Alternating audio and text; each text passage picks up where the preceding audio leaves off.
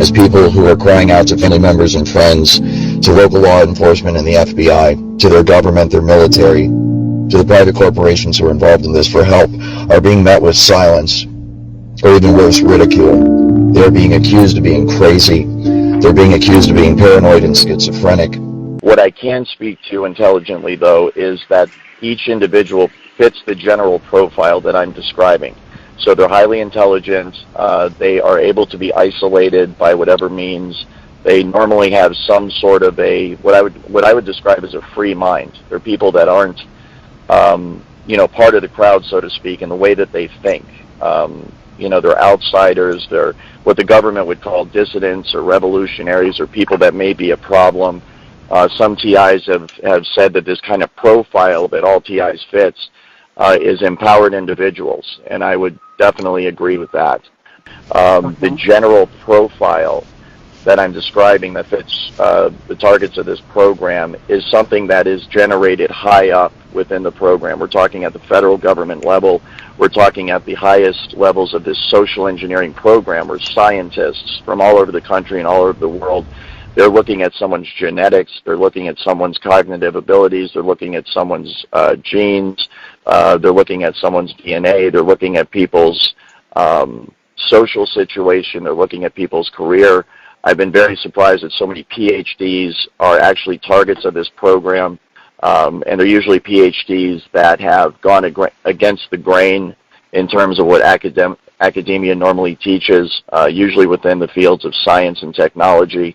And the reason for this is because people running the program want to cover up certain technologies and certain aspects of science that can lead through to tremendous breakthroughs. These highest levels of science and technology are the sole purview of classified sectors of our government and military, and as a result, it is not, the opinion is that the American people do not have the right to this information, and is in the national security interest of our country to keep it classified. Basically, people are selected from all over the country.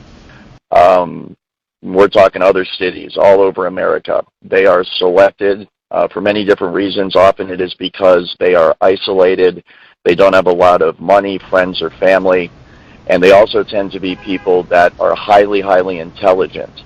The aspects of this technology that they're interested in improving upon have to do with cognitive processes, processing information, and as a result, they want highly intelligent people to be targets of this program. They also tend to target people who are into what I would call alternative research, commonly called maybe conspiracy theories, people that disagree with the government, people that are into researching things like 9/11. Also, they are interested in people that are interested in technology. I have found a high percentage of targeted individuals to be people who either are interested in or have information on highly advanced technologies, usually having to do with directed energy weapons and frequency weapons, the exact kind of weapons that we're talking about here that are used in voice-to-skull, and behavior modification, the works. There's many other aspects to the technology.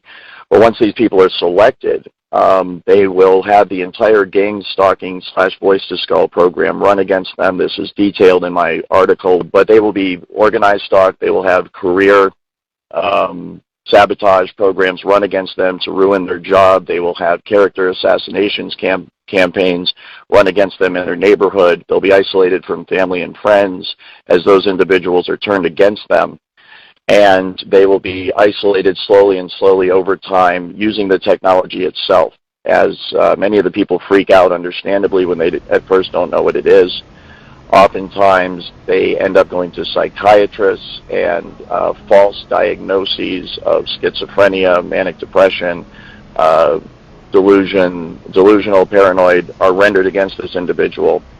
And it turns out that that's a loophole in the law that they are using to take away people's constitutional rights, as once you are deemed mentally unfit to care for yourself, i.e. you're depressed, delusional, paranoid, etc., they use that, the states or the federal government uses that as an excuse to come in and say that they have to care for you.